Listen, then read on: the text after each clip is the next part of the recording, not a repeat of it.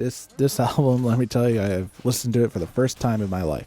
I sat down and listened to The Wall by Pink Floyd. I've never heard this album. Just gonna be honest with you guys. We'll be straight right now. Why? No real reason, to be honest. And I went a long time without listening, and I would often get comments, and people often tell me or look at me weird when I said, "Oh yeah, no, I've never actually listened to." And they're like, "What? You've never listened to The Wall?" I decided finally, I was like, that's it. I'm breaking this streak, term thing, whatever, and I'm gonna listen to The Wall finally. And I did exactly that. I sat down and finally listened to The Wall by Pink Floyd. And I mean, a big fucking shocker here. I liked it. Yeah, oh my goodness. Fucking sound the alarms here. Joe Fish liked The Wall by Pink Floyd. Who the thunk? Yeah, it's a good album. It's a great album. There's so many things to say about it. I mean, hell, what can I say about it that hasn't already been said at this point? Let's be honest. I'm sure you could fucking look up The Wall by Pink. You could look up The Wall, Pink Floyd, and be like, "Oh, who's talking about this?" Oh, and fucking, you'd find 10 video essays talking about how great of an album it is. You probably ask, what the hell do I have to say about it that is any different? And honestly, I don't think I have anything to add to it that hasn't already been said. That's not the point. I just want to talk about it. The only thing I can offer up is my thoughts on it as a first-time listener in the year 2022, after hearing so many modern albums that take after The Wall. Because let me tell you, while listening to The Wall, one thing that became apparent was I could tell it very much influenced quite a few bands that I even listened to, and I could hear those influences in the music, like just hearing how Pink Floyd composed some of their songs and the structure of the album and what they did. It was just like, it was so apparent that I was like, yeah, there are bands I hear to this day that 100% have tried to replicate this or did replicate it. Let's talk about the actual album, actually. I don't want to get too sidetracked here.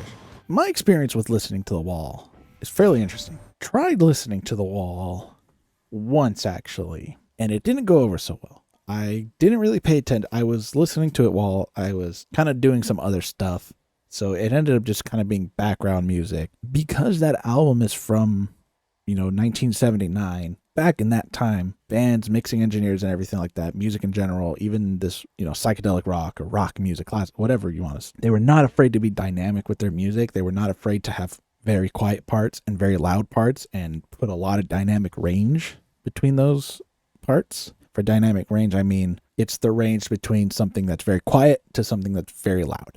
That's what that means. So The Wall, being such an old album, is not afraid to do that. So putting it on as background music, there's a lot of things you're just straight up not going to hear if you don't have that album cranked up loud enough. The first time I actually tried to listen to this album, I missed it entirely. I was like, yeah, whatever, I guess. I don't know. I needed to listen to that again. I feel like I didn't give it its proper due. And so I finally sat down and I was like, okay, this time I listened to it, I'm going to crank up the volume and I'm going to just absorb it. It definitely, it really helped, because one of the things I personally like about The Wall is that it truly feels like you're listening to a musical or a movie. In essence, it feels like you're listening to a movie, actually, I would say. I mean, the album itself clocks in at 80 minutes, which when I saw that, I was like, dude, it was 1979. This shit was still on vinyl. I looked it up. That vinyl was collected on 2 discs. It was 4 sides. And I was like, damn, that's a fucking album right there. Jeez. But granted, just one of the things I find interesting is while listening to it, I would try and because again, I listened to this on Spotify. And on Spotify, there's no pause. When you listen to this on vinyl, you hit the final track on that side. You have to get up, grab the disc, flip it over, put the needle back on him. There's a pause in between certain tracks, and I would try and keep that in mind when listening to the album. Like, oh, if I heard a song, I would hear a song, and as soon as it ended, I would think to myself, okay, normally this would be like the break.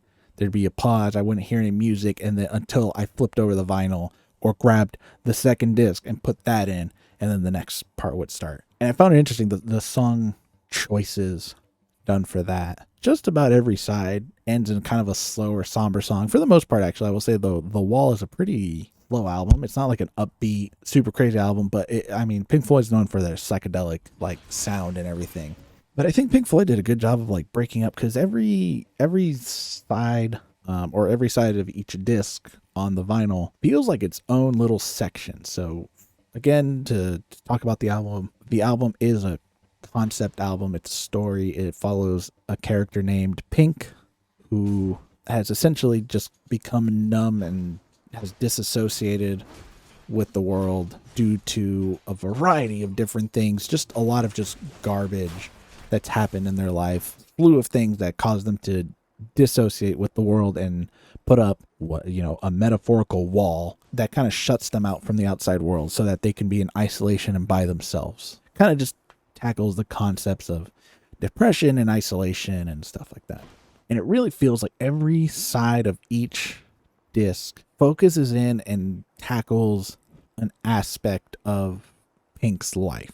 Side one is like their early life, talking about just some of the first few things that started this kind of train wreck. It feels almost like the album is set in present day being, 1979, 1980, whatever you want to say. And side one is Pink going, God, everything's fucked. And I hate this shit. Where did this all start? And they're just looking back. And they're starting with, I was born, and my father talked about how much he loved me, and then he passed away. On top of that, I went to a shitty school with shitty ass teachers that didn't give a fuck about anyone. Like, that was side one. It's like his early life stuff. Side two is his modern day as he's starting to like descend into this isolation and depression because he's remembering all this stuff and he realizes, God, I really don't like anything. I think I'm just going to start isolating stuff. And it hits a point where he starts ruining his relationships. And, one of the things they establish is that he's married and ends up cheating on them. And then they leave him. And he's like, well, shit. Then going into side three where it's him just 100% like, fuck it, I don't care. I'm isolating myself. Fuck this shit. I'm done. I don't want to deal with anything anymore. And then side four being Pink going crazy, playing a show and talking shit on people. And then when everyone close to him says, hey, you're getting out of hand, you need to get this shit sorted, he looks inward and goes, I need to fix this shit. I need to tear down this wall. I cannot be hurting these people that I care about. This is not cool. And then it ends. And then, of course, the beauty that is the end of the wall, the end of the album, ends exactly where the beginning of the album starts, kind of hinting at the cyclical nature of this and the cyclical nature of, this issue that Pink goes through, and essentially insinuating that it's not the first time that this happened. It won't be the last. Pink is still going to keep doing this shit until he truly figures it out. Or maybe he'll never figure it out and we're fucked. Or he's fucked or something. I'd like that every section of each is a part of Pink's life throughout this cyclical nature. I think Pink Floyd did a very good job in separating out the pieces of this album to work on the original medium it was on, which was vinyl. More about the wall. Things I liked. Things I thought were great. Something I did not realize. I did not think this was going to be a thing, but it made me realize why the melody to Another Brick in the Wall, part 2, is so popular. The ba-da-dum-dum-da-da-dum. I was like, man, that's such a popular melody. So many people know that melody. Like, you tell anyone, yo, The Wall, that's the melody they think of. That melody is used so many times in this album.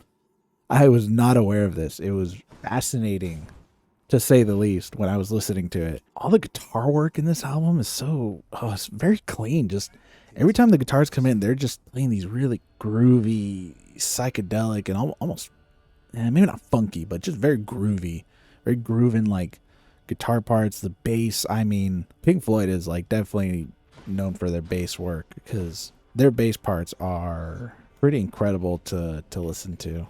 I think the bass parts done in any Pink Floyd song are fantastic. They do a lot of cool walking bass lines, and it's not just like hitting root notes and stuff. It is like, yeah, let's the bassist is like, I want to groove with you guys. Like, and the guitars, while they may not be playing the bass chords that, form up the structure of the song, they're playing lines and melodies in their own right that just help add more to it. It's almost like the band is trying to be like an orchestra of some sort, right? Like a very small orchestra. It's very interesting. It's very cool. Every time the guitars came in, I was just like, yeah, man, this is funky. Like when classic example, Another Brick in the Wall Part 2. You know, all the guitar parts in that are fantastic. All the solos and everything. And, you know, the fact that the guitar comes in, it's not playing a chord. It's just going. It's just playing this one note. Playing a single note. That's it. Even though timbre-wise, The Wall doesn't have that many timbres, really, that many instruments. But the instruments it does have, it has a lot of those one instrument. There's a huge variety. It's pretty much just bass, keys, guitar, and then vocals. But what they compensate for that to help give it a kind of a big sound, they have a choir in like so many songs. They have multiple choirs in various songs. The vocalist dubs their voice several times throughout certain songs. Guitars are doubled and panned to left and right, or guitar on the left is playing one line, guitar on the right is playing a different line, and then there's an acoustic guitar panned down the middle or something. You have the bass is doing its own thing. Well, the bass isn't layered. It's just, you know, you don't really need to layer bass. It's just the one instrument. He's just got to keep grooving throughout. You have keyboards, but then there's multiple different kinds of keyboards that could be layered on top. It's a band, but it's an orchestra almost at the same time in some cool way. And I think two songs that really showcase that, and I these songs sound like they're something that should be out of a Disney movie. And they're probably my favorite songs in the entire album. One maybe more so than the other, but in Another Brick in the Wall Part 2, there's one specific section right before they go into the classic chorus of, you know, the chorus that you all know and love. Right before that, there's this like choir just like singing, and there's this drum part just it's so cool. I love that part so much. It's something like I would hear in like The Lion King or like The Jungle Book or something. It's so fucking awesome to listen to, and it's like one of my favorite parts of that entire song. But the other song that I really like on The Wall, that I think sounds like it should be, I feel like it should be in a Disney movie, is The Trial. It's near the end of the album, and it's the song where Pink puts himself on trial because of his crimes of, you know, all alienating and isolating himself, and, you know, kind of trying to do right by his wrongdoings. There's this chorus that comes in, and it's got this like, I guess this is the only part where there's like instrumentation that isn't classic rock band instrumentation. There's like some horns and everything, but it's kind of like the only song that does it. I mean, the vocal stylings are fantastic. So some amazing singing done, some great choir work and everything, and, you know, great orchestration. It's fantastic to listen to. It's every time I hear it, I'm like, this was meant to be put in a Disney movie. The other thing I was thinking of is like, I mean, a lot of the influences this album has had, I can hear it. You know, I've listened to quite a few albums, and personally, I'm a big fan of concept albums and story albums. I think The Wall is a perfect example of, you know, what albums can be and what you can really, you know, the power of trying to craft an experience with your album that I don't think very many bands take advantage of and try and do and tell a story. And I don't think every band and every artist needs to do that. I think you can craft a beautiful and amazing album without telling a story, without following some kind of concept. You can do that. And Pink Floyd is The Wall is the example of how to make an album where you tell a story or follow a concept and give an experience to the audience member. And I don't think that's an idea that's been lost entirely. There are plenty of bands and artists that still do this.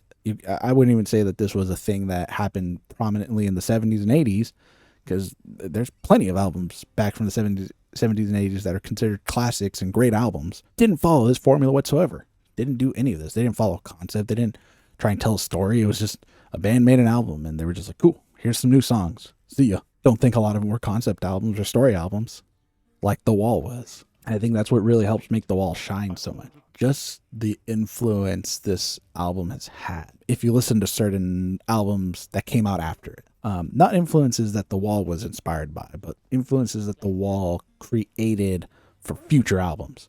There was a couple songs that I heard that I was like, wow, this is clearly bands I listened to were influenced by this album. One of the examples, feel like the song Mother off The Wall. It reminded me a lot of Coed and Cambria. The first song off from Fear Through the Eyes of Madness it's this like acoustic track that I feel like was almost pretty much directly inspired by the song Mother, mainly in the general sound of it, like both being kind of acoustic tracks. And The Trial to me really stuck out because it was the direct inspiration for the song Mama by MCR, which was off the Black Parade.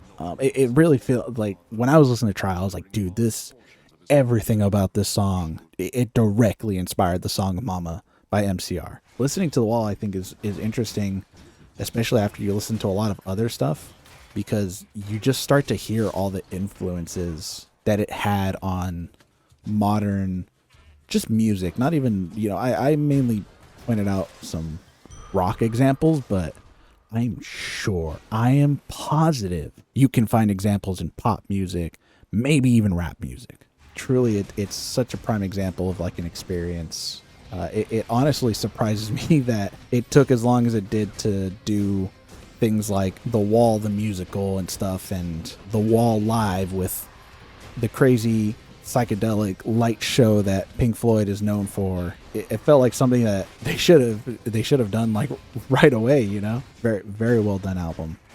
Fantastic. There's a reason it's one of the classics. Me saying I highly recommend it is kind of stupid because everyone highly recommends it. Who doesn't? Saying The Wall is great is like saying water is wet. Hey, drink water. The Wall is a good album. Like, these are just the facts of life. If you haven't listened to it, go listen to it. Don't put it on in the background. Don't try and do other things while you listen. Try to sit down and just focus on everything being presented to you. Turn up those speakers and just give it a good whirl. A very well done album that's definitely just worth your time. It's worth listening to it.